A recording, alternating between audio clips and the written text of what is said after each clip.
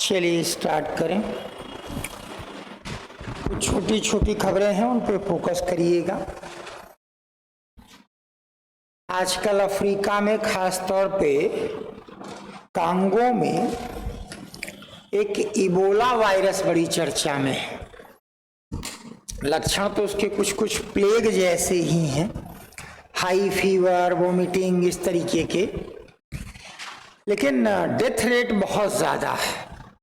जो भी इससे प्रभावित हो रहे हैं 90% तक की डेथ रेट ऑब्जर्व की गई, विशेषकर कांगो के क्षेत्र में। तो अभी इसी मई के अंत में अफ्रीका और भारत का एक समिट होने वाला था दिल्ली में। ये हवा के थ्रू नहीं फैलता है ये वायरस, लेकिन ये रहता है कि अगर कोई इन्फेक्टेड व्यक्ति है, किसी दूसरे के संपर्क में आ गया तो उससे नुकसान हो सकता है। तो इस समिट को इसके कारण से स्थगित कर दिया गया है। असल में WHO, वर्ल्ड हेल्थ ऑर्गेनाइजेशन ने इसको एक महामारी घोषित कर दिया है, एपिडेमिक डिजीज। जब ज्यादा बड़ी हो जाएगी तब पैंडेमिक डिजीज घोषित कर देते हैं।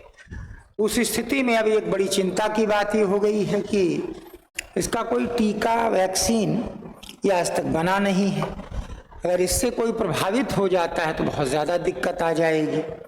वैसे भारत में अभी तक इसका कोई केस नहीं, जैसे अभी स्थगित किया गया है, जो कि अफ्रीकी संघ की बात थी। ऐसे ही जब कोविड शुरू में फैला था तो ट्रंप भारत आने वाले थे, अहमदाबाद में कहा गया था कि वो अपने साथ ढेर सारे लोगों को लेकर आएंगे, उनकी चेकिंग होगी नहीं, उनमें हो सकता है कोई कोविड से प्रभावित हो, तो इसको अभी न किया जाए। लेकिन एक कार्यक्रम किया गया और उसी के बाद तेजी से भारत में कोविड फैला था। ये भारत की एक अजीब सी आदत बन चुकी है। ऐसे ही पंचायत के चुनाव, बंगाल के चुनाव तब भी हो रहे थे, 21 की बात है। चुनाव वगैरह बाकायदा कराए गए, कोई दिक्कत नहीं, और जैसे ही चुनाव खत्म अचानक कोविड के आंकड़े बढ़ने शुरू हुए और लॉकडाउन लगा दिया गया। तो अगर ये अफ्रीकी यूनियन की जगह मान लीजिए ट्रंप का ही कार्यक्रम होता तो क्या ऐसा हम कर पाते? अगर ये अफ्रीका में न फैलकर USA में फैला होता तो कुछ लाइन इस पर लिख लीजिए जरा। Ebola virus, Ebola virus, Ebola virus. इस वायरस का प्रकोप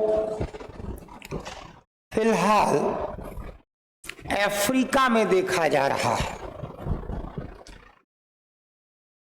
this virus is active in Africa nowadays. Congo इससे सर्वाधिक प्रभावित देश है। Congo is maximum affected country by it.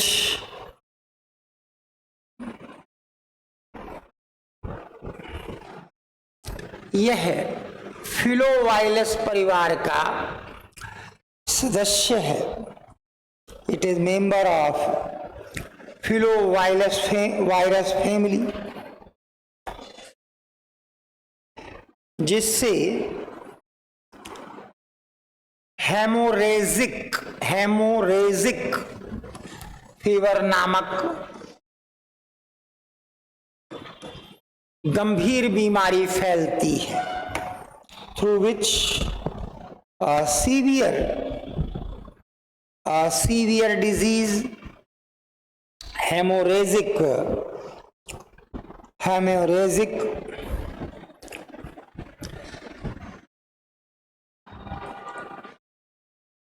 Is caused. यह पहले जानवरों में फैलता है और mostly it affects the animals, तत्पश्चात इंसानों में, then it affects the human being तत्पश्चात इंसानों यह शरीर के किसी भी तरल पदार्थ के संपर्क में आने से फैल सकता है। It could spread after coming contact into any liquid matter of body.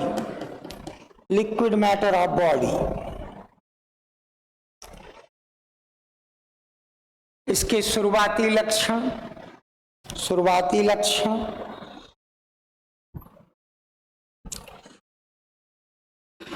तेज बुखार और सिर दर्द आदि हैं। Its initial symptoms are high fever and headache. तत्पश्चात लीवर और किडनी फेल्योर जैसी घटनाएं होती हैं। Then liver and kidney failure are occurred. जैसी घटनाएं होती हैं।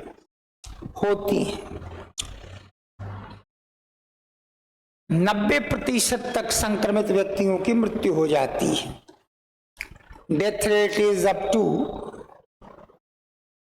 90%।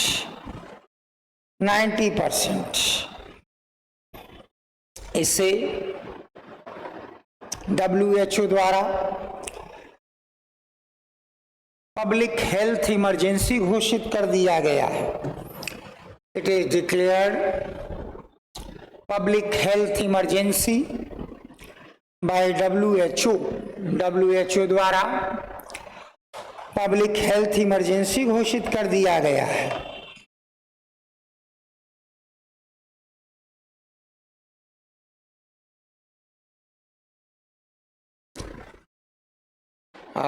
इबोला वायरस की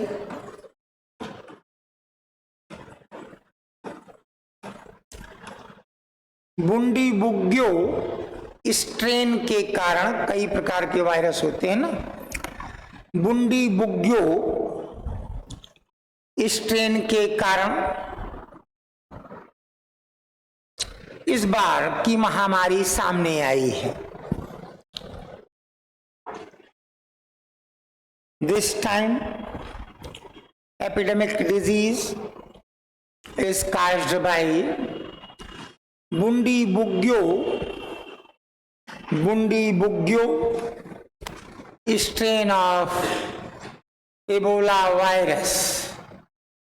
वायरस महामारी सामने आई है।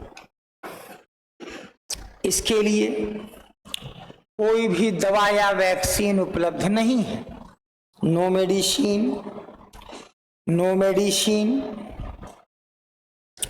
और vaccine is available for it. No vaccine or medicine is available for it. फिलहाल भारत में इसका कोई भी संक्रमित व्यक्ति नहीं पाया गया है। At present no infected person is found in India. परंतु पारस्परिक संपर्क से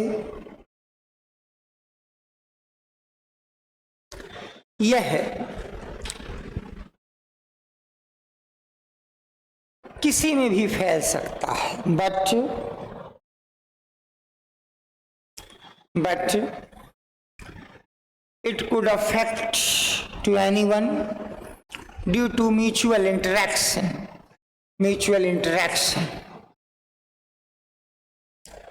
यह है फलों के चमगादड़, फ्रूट बैट, फलों के चमगादड़ से भी फैल सकता है। It could also spread through fruit bat से भी फैल सकता है। इसीलिए नई दिल्ली में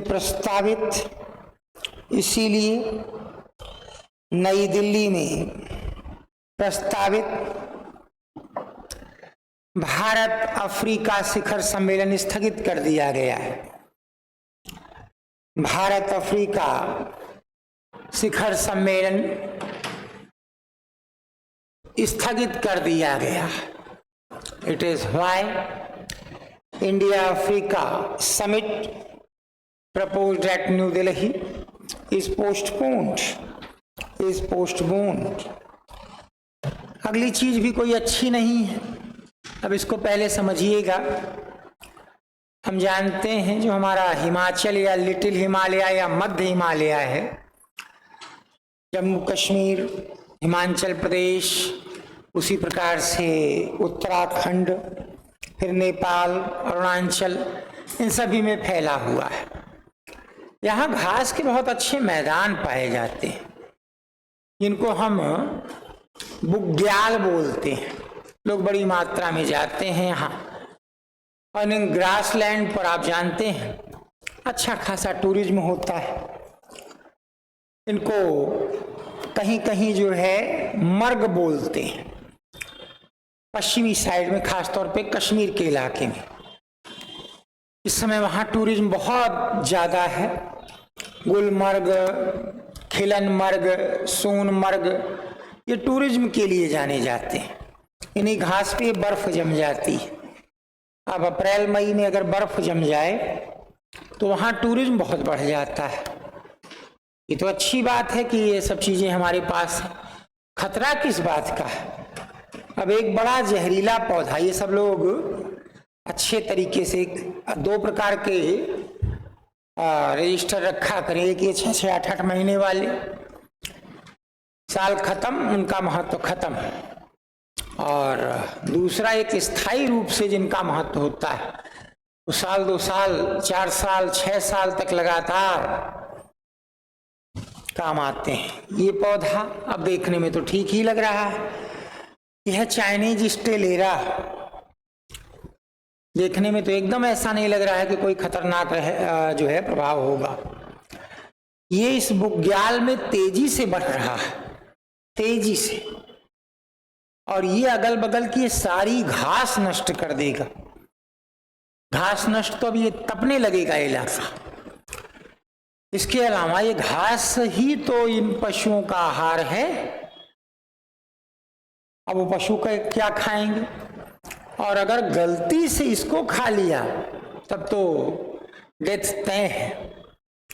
और इसको वार्न किया गया है कि ये चाइनीज स्टेलेरा जो है, इसके कारण से इस पूरे इलाके के बुग्याल नष्ट हो जाएंगे, घास के मैदान नष्ट हो जाएंगे। एक नई चिंता, चीन हमें हर तरीके की चिंता ही दिए रहता है। तो लिख लीजिए जरा, चाइनीज स्टेलेरा, चाइनीज स्टेलेरा, यह चीन और तिब्बत मूल का एक जहरीला पौधा है।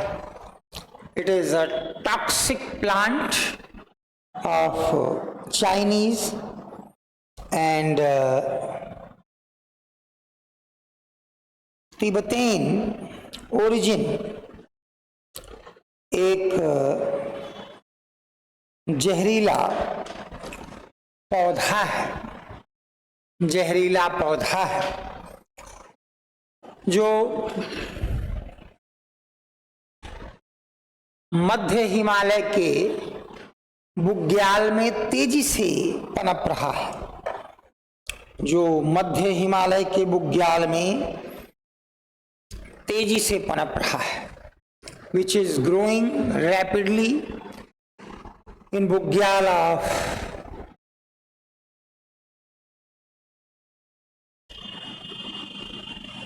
मिडिल हिमालय।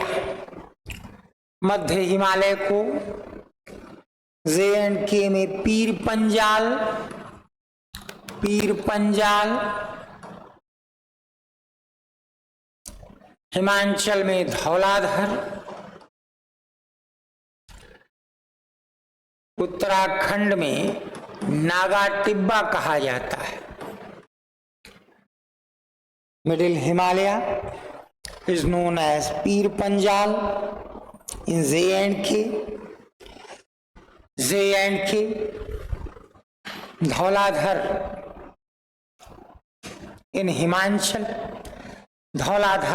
हिमाचल, नागा टिब्बा इन उत्तराखंड। इस बुग्याल को कश्मीर में मर्ग के नाम से जाना जाता है। This bugyal is known as marg in Kashmir. इस बुग्याल को कश्मीर में मर्ग के नाम से जाना जाता है। Is known as marg in Kashmir.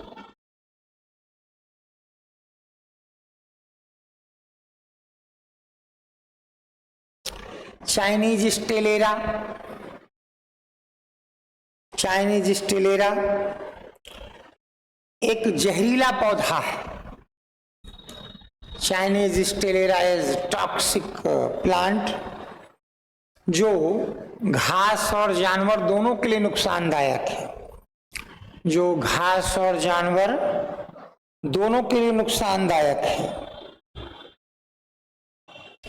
Which is harmful for grass and cattle both। इससे जानवरों की आंतें तक नष्ट हो सकती हैं। Even intestine of the cattle may be destroyed by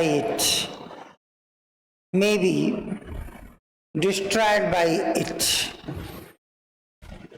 यह पौष्टिक घास को नष्ट करके जानवरों के चारे में कमी कर देता है। Fodder for cattle is reduced by it as nutritious grasses destroyed। स्टेलेरा की जड़ें बहुत गहरी और मजबूत होती हैं। Roots of Stellera are deeper and strong, जिससे यह अगल बगल के इलाके के जल को अवशोषित कर लेता है। थ्रू विच it absorbs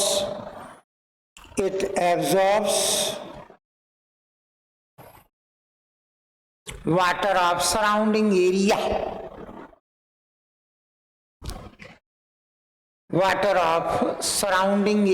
अगल बगल के जल को अवशोषित कर लेता है। यह बुग्याल को बंजर में परिवर्तित कर रहा है। It converts Bugyal into barren land।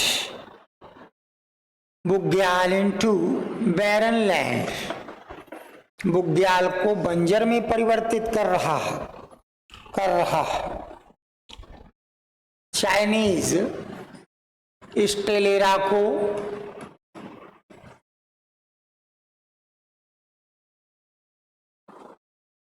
भेड़िए का जहर वोल्फ्स बेन के नाम से भी पुकारा जाता है।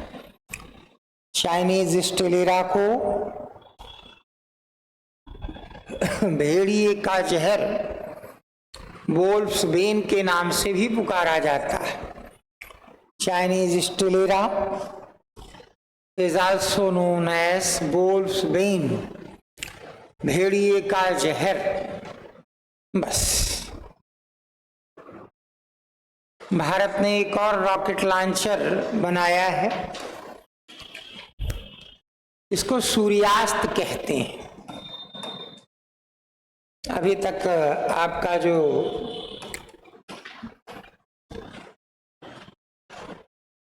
रॉकेट लॉन्चर था, मल्टी बैरल रॉकेट लॉन्चर, उसको पिनाक कहते थे। इसको आप टेक्नोलॉजी की क्लास में पढ़ते रहे हैं। इस बार इसको बनाया गया है सूर्यास्त। ये 150 से 300 किलोमीटर तक किसी भी रॉकेट को फेंक सकता है। 150 से 300 किलोमीटर तक 1 मिनट में 8 रॉकेट इससे निकल सकते हैं। अलग अलग लक्ष्य को एक साथ साध सकता है। अभी तक जो हमारे पास पिनाक नाम का सिस्टम था, उसमें अधिकतम 75 किलोमीटर की दूरी तय करने की क्षमता थी। अब इसकी क्षमता जो है 150 से 300 किलोमीटर रेंज, आप जैसे चाहें वैसे परिवर्तित कर लें। तो लिख लीजिए जरा, सूर्यास्त्र रॉकेट लॉन्चर, सूर्यास्त्र रॉकेट लॉन्चर।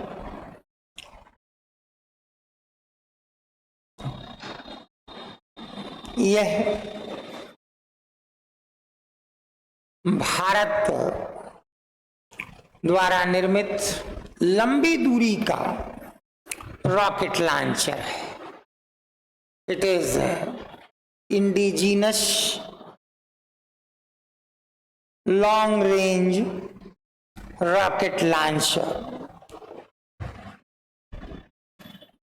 जिसे पुणे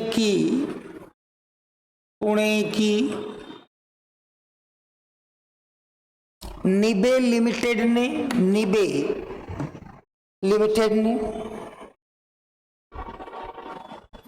इजराइल के एल्बिट सिस्टम के साथ मिलकर तैयार किया है, which is prepared by निबे limited of Pune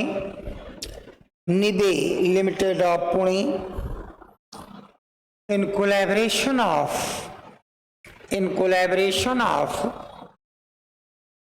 Elbit system of Israel। यह rocket launcher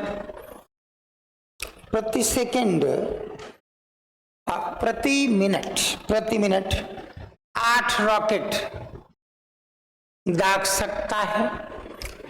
8 rocket would be fired by every minute through this rocket launcher,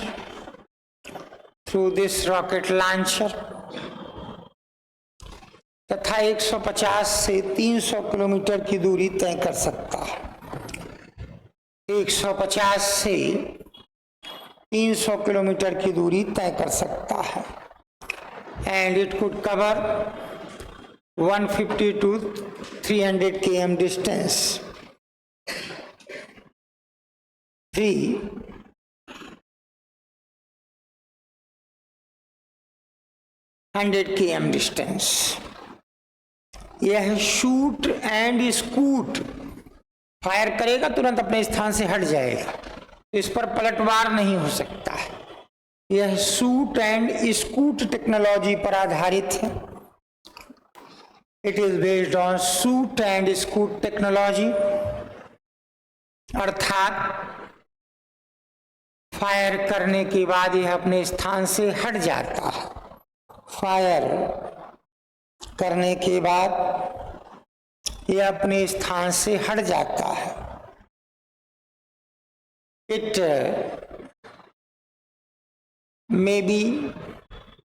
may be shifted from its place after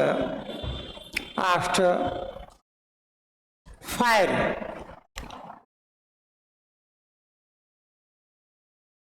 यह सटीक हमला करता है क्योंकि इसमें हाई प्रिसीजन टेक्नोलॉजी है, यह सटीक हमला करता है। It hits target accurately due to high precision technology, due to high precision technology, क्योंकि इसमें हाई प्रिसीजन टेक्नोलॉजी है। यह मल्टी कैलिबर क्षमता वाला लॉन्चर है, मतलब जैसे आपकी पिस्टल में सारी गोली एक ही आकार की होनी चाहिए, इसमें जो आप बैरल जैसे देख रहे हैं अलग अलग आकार के रॉकेट भी अलग अलग तरीके से दागे जा सकते हैं। यह मल्टी कैलिबर क्षमता वाला रॉकेट लॉन्चर है। It is multi calibre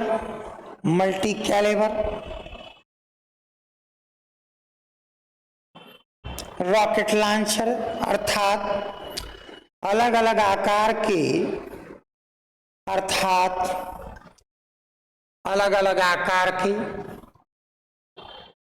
rockets को इसके द्वारा दागा जा सकता है, it means various shape of rockets may be launched from it। जब से ट्रंप ने चीन की यात्रा की है, एक शब्द बड़ी चर्चा में है, वो शब्द है अल्फा डिप्लोमेसी। आप लोगों ने देखा होगा कि ट्रंप ने जब चीन की यात्रा की तो हवाई अड्डे पे लेने के लिए न शी जिनपिंग गए न किसी बड़े अधिकारी को भेजा, बस फॉर्मल तरीके से उनको रिसीव किया। और जब दोनों को मिलना था तो भी आपने देखा होगा कि शी जिनपिंग अपनी जगह खड़े रहे, ट्रंप खुद आया और फिर उनसे मिला। ये तो खैर सामान्य चीजें हो जाती हैं, हम बहुत ज्यादा आपको तवज्जो नहीं दे रहे हैं, जैसा कि ट्रंप दूसरों के साथ करता है। अभी भारत के प्रधानमंत्री गए थे तो उसी दिन उसने 5 देशों के राष्ट्रपति और प्रधानमंत्री को व्हाइट हाउस के गेट पे जाके रिसीव किया था। भारत के प्रधानमंत्री को रिसीव करने के लिए स्टाफ भेजा था, तुम जाके ले आओ, अभी पिछले दिनों हुआ था। तो उस स्थिति में भारत में चल जाता है सब कुछ, क्योंकि यहाँ अगर मीडिया होती तो सारी सही चीजें बताती, वो दबाव डाल के अपशब्द बोल के अपमानित करता रहा हमारे देश को, उसका कोई उत्तर ही नहीं दिया गया। यहाँ जब बात की शी जिनपिंग ने ट्रंप से, तो पहले ताइवान वाले मुद्दे पे एकदम साफ बात कर ली कि ताइवान को कोई सपोर्ट यूएसए नहीं करेगा। ये बहुत आश्चर्य की बात है, ताइवान चीन से ही अलग हुआ है, अलग देश है। आज की डेट पे 12 देश इसको अलग देश मानते हैं। अलग देश तो इसको यूएसए भी नहीं मानता, क्योंकि जो ताइवान को अलग देश मानेगा उससे चाइना रिश्ते नहीं रखता है, लेकिन इसको सैनिक सहायता बहुत देता है, इससे आर्थिक रिश्ते बहुत रखता है। और चाहे जो दबाव रहा हो, ट्रंप ने हामी भर दी कि ठीक है ताइवान को हम सपोर्ट नहीं करेंगे। उसी के साथ साथ जो है तमाम और चीजें जो सब चीन के पक्ष में जा रही थी, वो सब चीन ने करवा ली। सब जानते हैं कि यूएसए को ठीक ठाक कर्जा $1000 अरब के आसपास चीन ने दे रखा है, जो साल खत्म होते होते यूएसए को लौटाना होता है। हर साल ये रिन्यू होता है। इसके अलावा ऐसे ढेर सारे रेयर अर्थ हैं जो यूएसए के तमाम इंडस्ट्रीज को चलाते हैं। अगर चीन सिर्फ सैमरियम देना बंद कर दे तो महीने भर में अमेरिका के सारे लड़ाकू जहाज और ये बाकी जो सिविल एविएशन से जुड़े जहाज हैं सब जमीन पे आ जाएंगे। उनके तमाम जरूरी इंस्ट्रूमेंट और ये सारी चीजें चीन से ही मिलती हैं। तो उस स्थिति में लगभग झुकते हुए अमेरिका ने सारी बातें मानी। ट्रंप वहां पहुंच रहा है, बहुत एवरेज टाइप का उसका वेलकम हो रहा है। चीन अपनी शर्तों पे बात कर रहा है। इसी को अल्फा डिप्लोमेसी कहते हैं कि जैसे को तैसा। ऐसे ही कुछ दिनों पहले व्लादिमीर पुतिन ने भी किया था जब अलास्का में भेंट की थी। इन सब चीजों को देखा करें, रील अगर देखेंगे तो रील लायक ही बस रह जाएंगे, वो भी रील देखने लायक। कंपटीशन में फिर कोई फ्यूचर नहीं रहता। अब ये बहुत सारे देशों के लिए एक सबक है कि एक देश कैसे बात करता है और हमारे यहाँ क्या क्या बताया जाता है। इसी को अल्फा डिप्लोमेसी कहा जा रहा है। लिख लीजिए, अल्फा डिप्लोमेसी। अल्फा डिप्लोमेसी विदेश नीति से जुड़ा एक वाक्यांश है।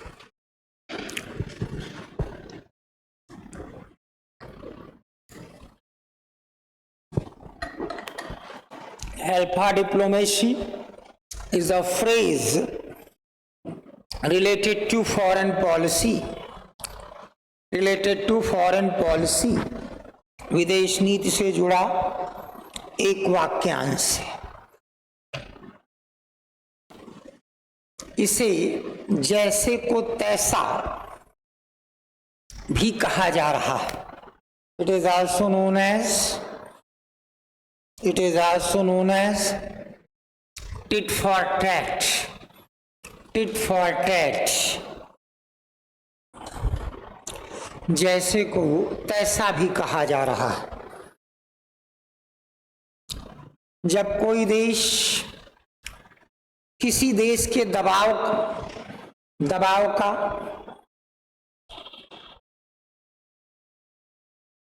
दबाव से ही प्रत्युत्तर देता है। When any country responds to any other country in same way, तो उसे अल्फा डिप्लोमेसी कहा जाता है। It is known as alpha diplomacy. तो उसे अल्फा डिप्लोमेसी कहा जाता है। हाल ही में डोनाल्ड ट्रंप की चीन यात्रा के दौरान चीन के व्यवहार को अल्फा डिप्लोमेसी कहा गया। Recently चाइना's response to Donald Trump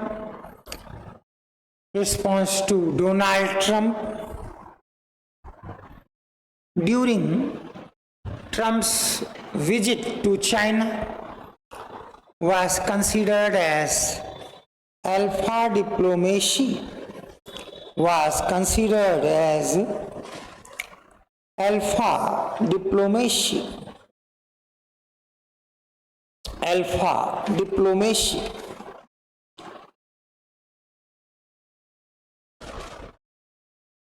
बस पर्याप्त है।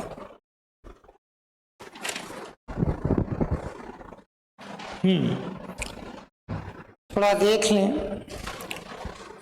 जब दुनिया में जीडीपी का आकलन होता है तो मान लेते हैं कि आपकी आमदनी 6,000 रुपये है, 60 रुपये का डॉलर है। तो उस परिस्थिति में डॉलर में इसको जैसे ही कन्वर्ट करेंगे तो $100 आ जाएगा। अब आपकी रैंकिंग कोई $150 वाला है, कोई 200, कोई 300, उसी अनुसार आपको रैंकिंग मिल जाएगी। अब अगर डॉलर हो जाए 60 रुपए की जगह 100 रुपए का, तो रुपए में तो आपकी आमदनी उतनी ही थी और डॉलर हो गया बहुत ज्यादा महंगा। उस परिस्थिति में जो आपकी $100 की आमदनी थी अब वो $60 ही रह गई। तो आपकी रैंकिंग जो यहां थी अब वो नीचे गिरेगी और 60 वाली जगह पे आ जाएगी। तो करीब करीब अब सब 100 रुपए के इर्द गिर्द डॉलर पहुंच रहा है 96-97 के बीच 2-3 दिन से चल रहा है, तो 100 रुपए के इर्द गिर्द अब होने वाला है। अब हमारी जो जीडीपी की रैंकिंग 24 में चौथी बताई गई थी, वो 25 में ही 5वीं कर दी गई थी और अब 26 में इसको 6ठी कर दिया गया। तो भारत अब जीडीपी के दृष्टिकोण से चौथे रैंक में नहीं है, वो 6ठे रैंक पे आ गया है। क्यों? क्योंकि रुपया इतना कमजोर हो गया है कि जब हम उसको डॉलर में कन्वर्ट करते हैं तो अब हमको एक बड़ी डिजिट नहीं मिलती है पहले की तरह। तो लिख लीजिए जरा,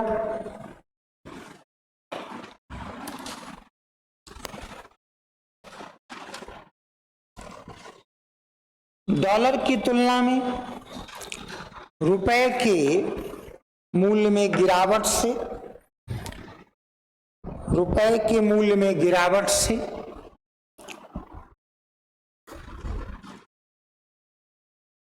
भारत की जीडीपी रैंकिंग पर नकारात्मक प्रभाव पड़ा है।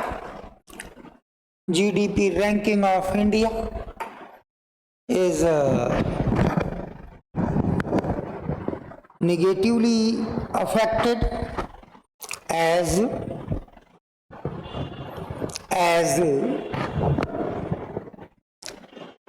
rupee is devaluated in comparison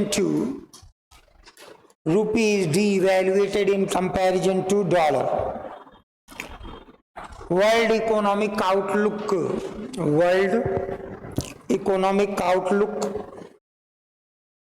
के अनुसार भारत अब विश्व की 6ठी जीडीपी रह गया है। India is 6th largest GDP of world nowadays, जो 2024 में चौथे नंबर पर था, which was on 4th rank in 2024. In 2024 Bharat से बड़ी अर्थव्यवस्थाएं हैं, economies larger than India. USA 32 trillion dollar, 32 trillion dollar. China 21 trillion dollar, 21 trillion dollar. Germany 5.4 trillion dollar, 5.4 trillion dollar. Japan 4.4 trillion dollar, 4.4 trillion dollar. UK 4.2 trillion dollar, 4.2 trillion dollar.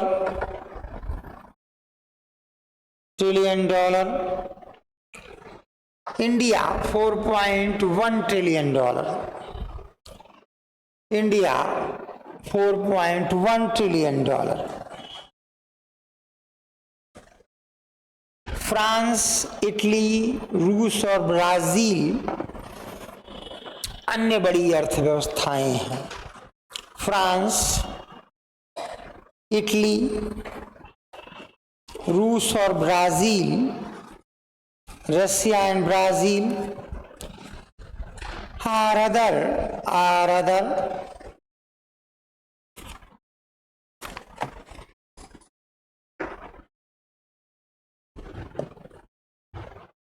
big economies।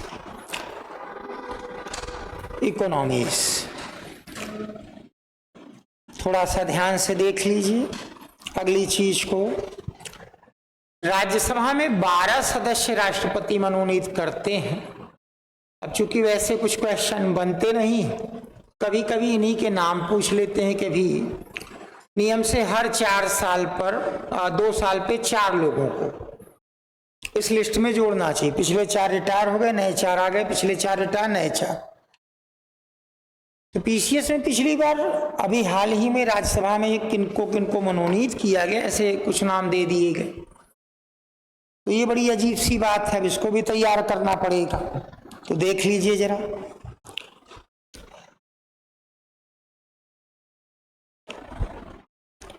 Rajya Sabha के मनोनीत सदस्य हैं, राष्ट्रपति nominate करते हैं। Polity में आपको बताया जाता है, कला, साहित्य, विज्ञान, समाज सेवा ऐसे क्षेत्रों के होते हैं। बेसिकली इन सब की कोई न कोई पॉलिटिकल एक इंक्लिनेशन होता है, उसी आधार पे मिलता भी है।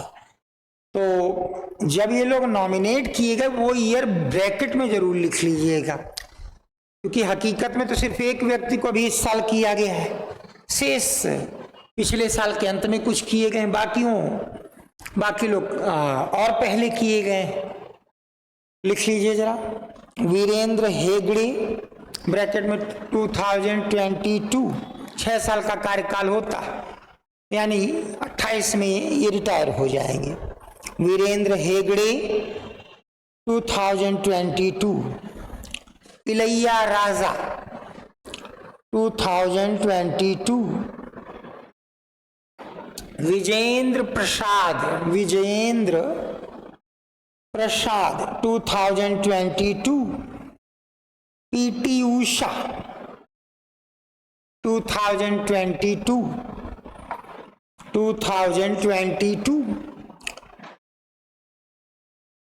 गुलाम अली खटाना 2022।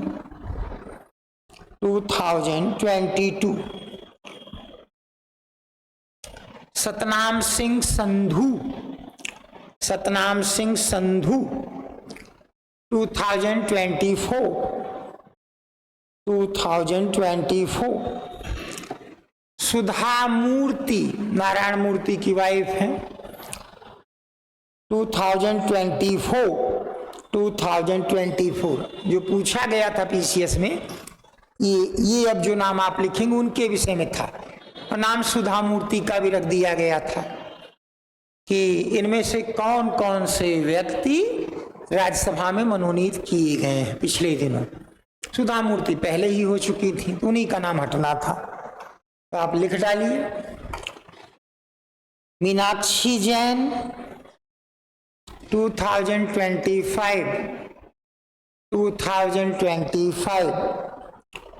उज्ज्वल निकम, कौन है उज्ज्वल निकम?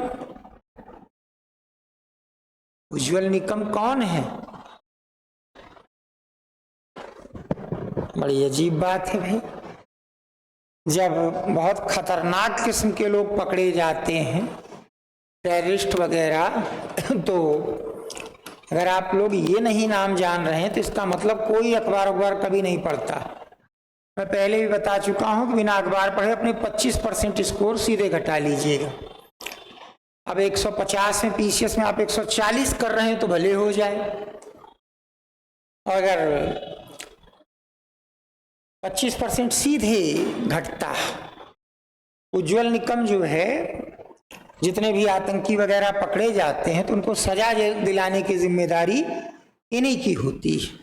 सरकार की तरफ से यही सीबीआई कोर्ट, टाडा कोर्ट, इन सब में वकील बनाए जाते हैं, और बड़ी सफलता से बहुत से लोगों को, मुंबई बम कांड वगैरह में जो लोग दंडित हुए, सबको उन्होंने सजा भी दिलाई है। तो ये उज्ज्वल निकम बहुत फेमस वकील माने जाते हैं, बहुत फेमस क्रिमिनल लॉयर माने जाते हैं। उज्ज्वल निकम 2025। सदानंदन मास्टर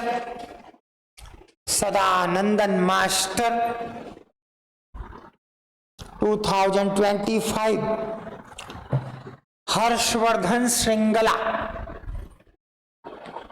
2025। हरिवंश नारायण सिंह 2025।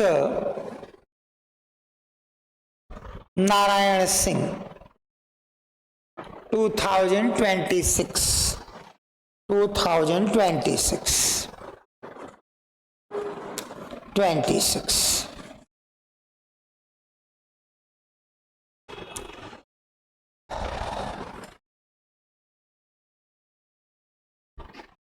चलिए अगले को लिख लीजिए। INS तारागिरी। हाँ, सब छोटे छोटे टॉपिक ही हैं, इनमें से एक आध बड़े थे, उनको अलग से लिख लीजिएगा। बाकी सभी 6-8 महीने बाद लोग भूल जाएंगे, कोई नहीं पूछेगा इसके विषय में। ये INS तारागिरी, कई प्रकार के वेसल होते हैं जो समुद्र में नेवी यूज करती है, चाहे बड़ा सा जहाज हो चाहे छोटा सा पेट्रोलिंग वेसल हो, ये कई प्रकार के होते हैं। इसमें एक होता है, उसको बोलते हैं फ्रीगेट। ये सबसे बड़ा तो होता है एयरक्राफ्ट करियर वारशिप, ये सबसे बड़ा होता है। इस पे तो 40-40, 50-50 लड़ाकू विमान जो है वो तैनात किए जाते हैं। भारत के पास आज की डेट में ऐसे कुल 2 हैं, INS विक्रमादित्य और एक पे 40-40, 50-50 एयरक्राफ्ट तैनात रहते हैं।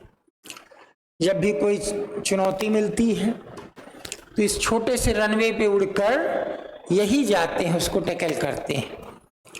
INS विक्रांत और विक्रमादित्य 2 हैं। विशाल इस समय बन रहा है, बहुत महंगे भी होते हैं, बहुत बड़े भी होते हैं, वर्षों लग जाते हैं इसको तैयार करने में। ये सबसे बड़ी है। जैसे सबसे छोटा जो होता है वो कोविड के नाम से पुकारा जाता है, और ये सब मान लीजिए कोई शत्रु की नाव दिखी, अब उसके लिए कोई बहुत बड़ा थोड़ी शिप दौड़ाएंगे, तमाम दिक्कतें आती हैं, तो ये सबसे छोटा है। ऐसे ही फ्रीगेट होता है, इसकी खास बात ये होती है विधिवत लड़ाई लड़ता है, आकार कम होता है, तो ऐसी स्थिति में ये शत्रु को पलट के उत्तर भी दे सकता है, इसको फ्रीगेट बोलते हैं। तारागिरी एक ऐसा ही फ्रीगेट है। नेवी हमारी कमजोर है, तो हम प्रोजेक्ट 75, प्रोजेक्ट 17A, इसके तहत पिछले 3 दशकों से नेवी को कुछ न कुछ देने की कोशिश कर रहे हैं, क्योंकि इंडियन ओशन में, बे ऑफ बंगाल में, अरेबियन सी में हमारे लिए चुनौती बहुत ज़्यादा बढ़ती चली जा रही है। तो पिछले 30 वर्षों से तय किया गया है कि नेवी को ढेर सारे इस प्रकार के शिप वेसल प्रदान किए जाएं। लिख लीजिए जरा, INS तारागिरी, INS तारागिरी, तारागिरी। यह एक फ्रीगेट है, फ्रीगेट FRIGAT, जिसे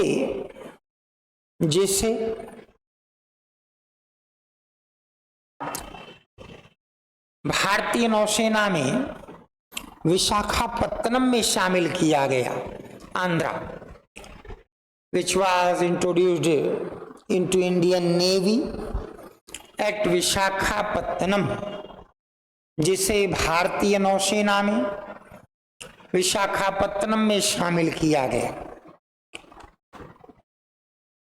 which was introduced into Indian Navy at Visakhapatnam, Visakhapatnam में शामिल किया गया।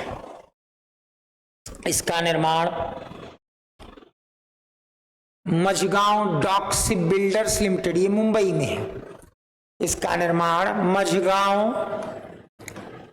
डॉक शिप बिल्डर्स लिमिटेड द्वारा किया गया है।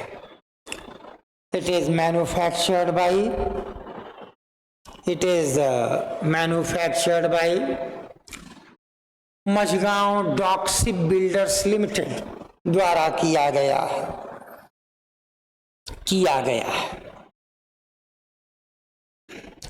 इसमें 75% उपकरण भारतीय हैं। अब ज्यादा दिक्कत बस यही होती है, जो 25% भारतीय नहीं है, हो सकता है उसमें इंजन ही भारतीय न हो। अब यही दिक्कत कर जाता है, हम लोग नट बोल्ट से ऊपर पहुंच ही नहीं पा रहे हैं कि कोई ऐसी चीज बना दें उसकी तो पूरी तरीके से इंडियन हो। हमारा जो एयरक्राफ्ट है तेजस मार्क 1 है, इसका आजकल इस पे बहुत जोर दे रहे हैं। ऐसे हमको 180 चाहिए, सिर्फ 5 हम दे पाए और सबके इंजन वो यूएसए बना रहा है। यूएसए की जीईसी कंपनी है, जनरल इलेक्ट्रिक कंपनी। अब हम बता दें 75% स्वदेशी उपकरण लगे हैं, तो डब्बा जो है वो स्वदेशी होगा, लेकिन जो असली चीज है इंजन वही विदेशी। इससे बहुत तरक्की नहीं हो पाती, हमें असली जोर वहीं देना होगा। चाइना वगैरह यही जोर दे दे के आगे निकलते रहे। लिख लीजिए इसमें 75% उपकरण स्वदेशी, 75% indigenous tools are used in it. Indigenous tools are used in it. इसमें ब्रह्मोस मिसाइल को भी तैनात किया गया है। BrahMos missile is also equipped in it, is also equipped in it। इसे प्रोजेक्ट 17 के तहत, इसे प्रोजेक्ट 17 के तहत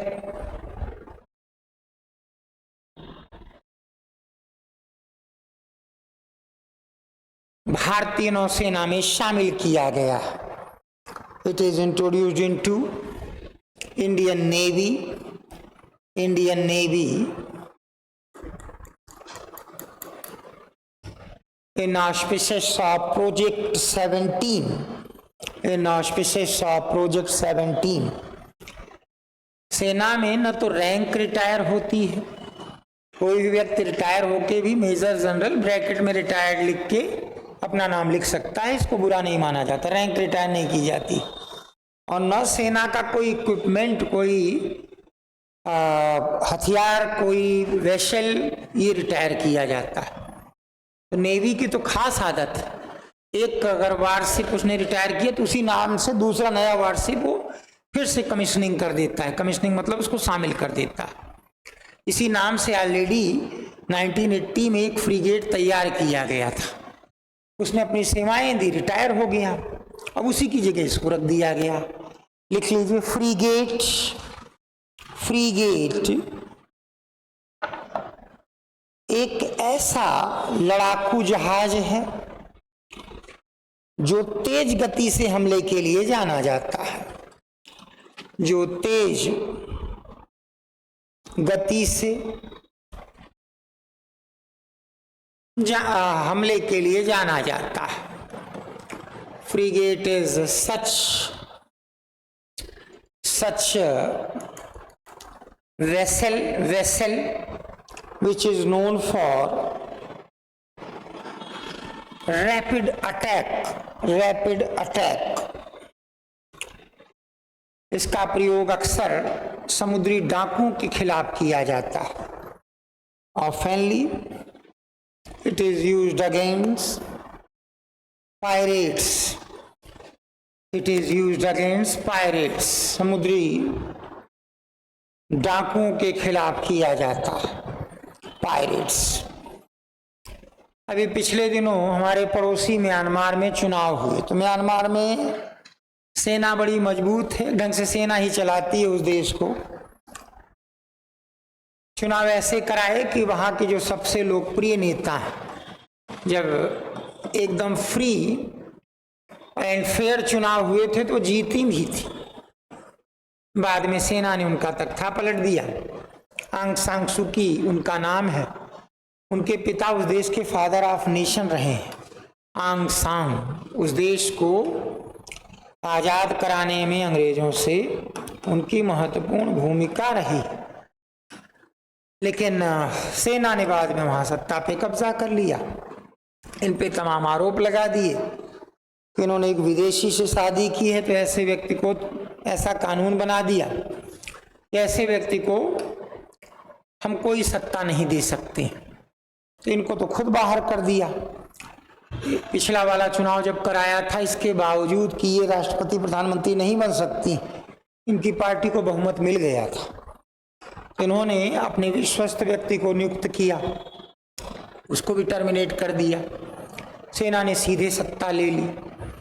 सेना के उस गुट को जुंटा कहते हैं, जो सत्ता पे कब्जा कर लेता। फिर अभी पिछले दिनों सेना ने चुनाव करवाए, तो इनकी पार्टी को रिस्ट्रिक्ट कर दिया कि तुम लोग शामिल नहीं होगे। एक ढंग से एक तरफा खेल पूरा। और सेना का ही जो जनरल था, वो जनरल से यानी जुंटा के चीफ से अब म्यांमार का राष्ट्रपति बन गया। अब विधिवत इलेक्टेड लीडर हो गया है। म्यांमार की बड़ी खराब दशा चल रही है। वहाँ आंतरिक संघर्ष बहुत ज्यादा चल रहे हैं। किसी भी क्षण उसके कई टुकड़े हो सकते हैं। चीन अलग अलग गुटों को सहायता देता है, अलग अलग गुटों को, और उस इलाके के रेयर अर्थ वगैरह बड़ी मात्रा में निकाल रहा है। उसका हर तरीके से लाभ है। वो उस इलाके में एकदम यूएसए जैसी भूमिका निभा रहा है। कोई लड़े हमको तो फायदा ही होगा। एक लाइन लिख लीजिए जरा। जनरल मिन आंग, जनरल मिन आंग ह्लेंग म्यांमार के राष्ट्रपति निर्वाचित हुए हैं।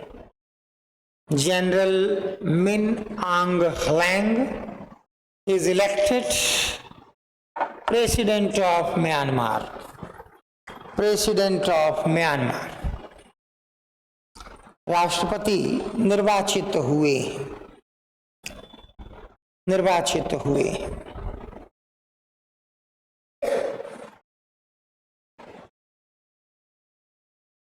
म्यांमार में सेना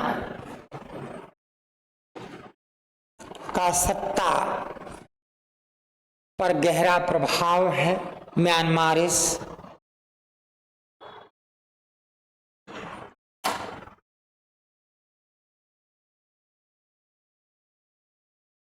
a country which is dominated by armed forces। वहां सेना जुंटा के नाम से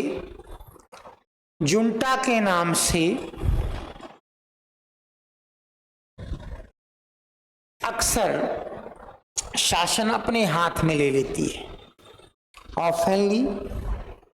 ऑफनली powers are usurped by armed forces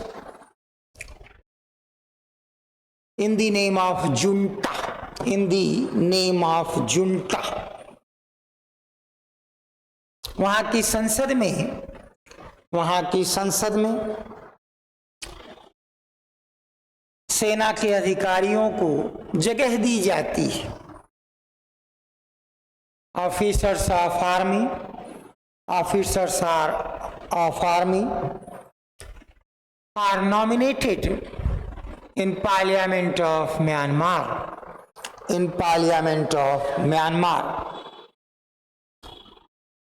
इन चुनावों का सबसे लोकप्रिय नेता आंग सान सू की